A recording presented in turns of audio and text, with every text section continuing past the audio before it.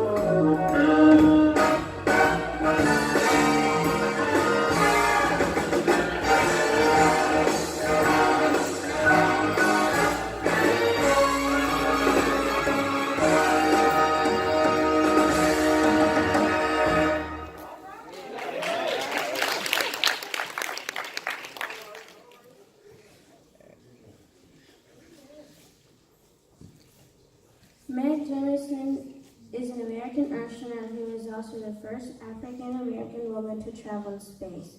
Her full name is Mae Carol Jemison, born on October 17, 1956, in Decatur, Alabama. Mae went to Morgan Park High School. After graduating from high school, she attended Stanford University. She received a double major in chemical engineering and African American studies. She's also trained a medical doctor and served as a medical officer in the Peace Corps. She worked as a general practitioner in Los Angeles for several years. Mae Jemison has a fear of heights, but she did not let that stop her from going into space. After working in the Peace Corps, she applied to NASA's astronaut program in 1987. She was one of the 15 people who got selected. She flew into space with 6 other astronauts and boarded the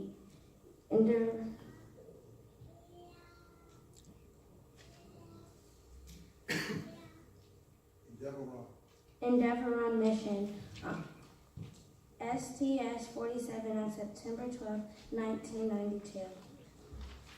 She returned on September 20th, 1992 after more than 190 hours in space. She left NASA in March 1993 after retiring from NASA. She accepted a teaching fellowship in Dartmouth College. She also served on the board of directors in the World Sickle Cell Foundation from 1990 to 1992. Jemison is also a trained dancer and opened a dance studio in her home. In 1993, she made a guest appearance on an episode of Star Trek, The Next Generation. She established the Dorothy Jemison Foundation for an excellence named after her mother. Thank you. Today I will be sharing some information about the Little Rock Nine. Some of the first black high schools to start the desegregation process of black and white schools all around America. Some background information about this event is that it occurred in the school year of 1957 to 58. The Little Rock Nine were 9 black high school students: Melba Patillo, Ernest Green, Elizabeth Eckford, Minnie Jean Brown, Terrence Roberts, Carlotta Walls, Jefferson Thomas, Gloria Ray, and Thelma Mothershed. This event was after the court hearing of Brown versus the Board of Education, which pronounced that segregation in schools was unconstitutional. These 9 students were supposed to attend an all-black high school in Little Rock, Arkansas, but instead they decided to attend an all-white school that offered a good education for the students. This high school was Central Little Rock High School. The Little Rock Nine were faced with many challenges, including not even being allowed to attend Central High School on the first few days of the school year. In fact, the day the school opened, the Little Rock Nine tried to enter the school, but were faced with an angry white crowd and were threatened with unbearable things.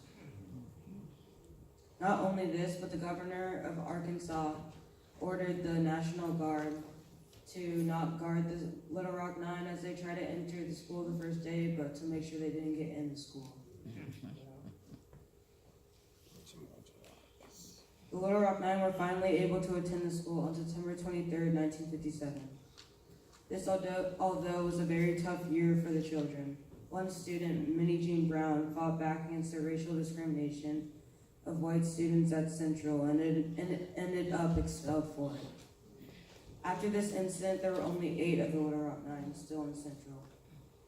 Even though the Little Rock Nine went through many struggles, most of them still made it through the school year. Ernest Ernie Green was the first black student to graduate from Central Little Rock High School. The 9 students had made it through a very tough year. Governor Faubus was re-elected in 1958. After his re-election, he closed down many schools so that they could restart the desegregation process later in 1960. I chose to present the Little Rock Nine because they were some of the first determined and brave enough black students to start the desegregation process in schools. These 9 kids were so determined to get the best education possible, they powered through the test of discrimination and racism. Let's always remember and have gratitude for how far we've come. Thank you. No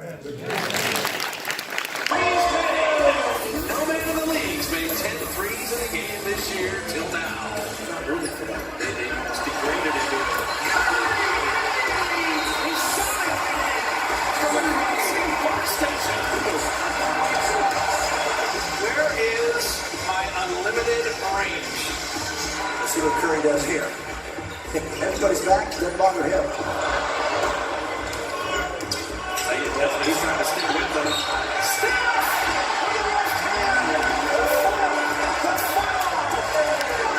Have yourself a Man, he's trying to move the whole team. And he might have just accomplished that on that one move.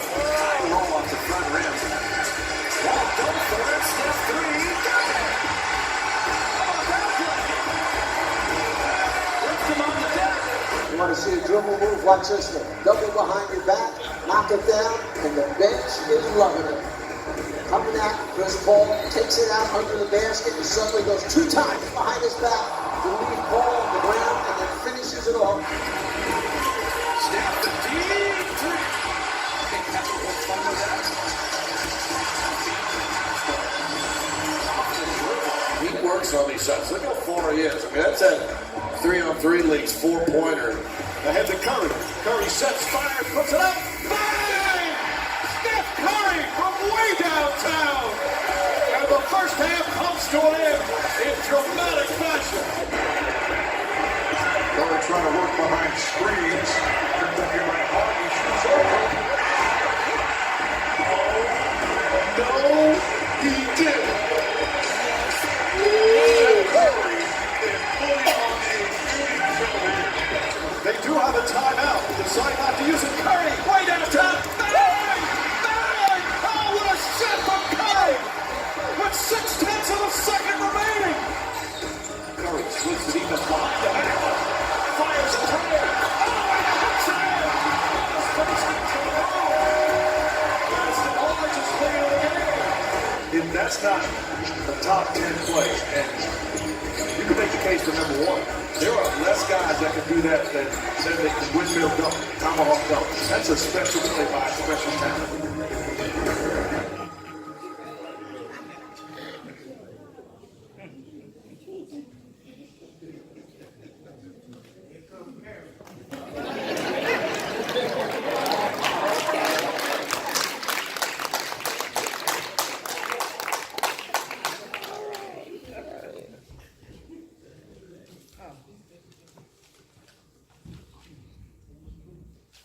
World Stephen Curry II was born on March 14, 1988. He is an American professional basketball player for the Golden State Warriors of the NBA, a 6-time NBA All-Star. He has been named the NBA MVP 2 times in a row and won 3 NBA championships with the Warriors. His favorite verse is I can do all things through Christ, and he puts it on his shoes every single game. Although he is the best shooter on the planet, I want to be just like him when I grow up, because just like him, I'm always one of the shortest players on my team, and even with all of his success, he still puts God first. Amen. Did you know that he was born in Akron, Ohio? Not only were he and LeBron James born in the same city, but they were born in the same hospital. Did you know that his mother finds him each time he commits a certain amount of turnovers? Yes, he is 30 years old and is the reigning NBA champion, but he has a verbal contract with his mother. She fines him $100 for 4 turnovers, $200 for 5, and $300 for 6. Oh, all right, Mama.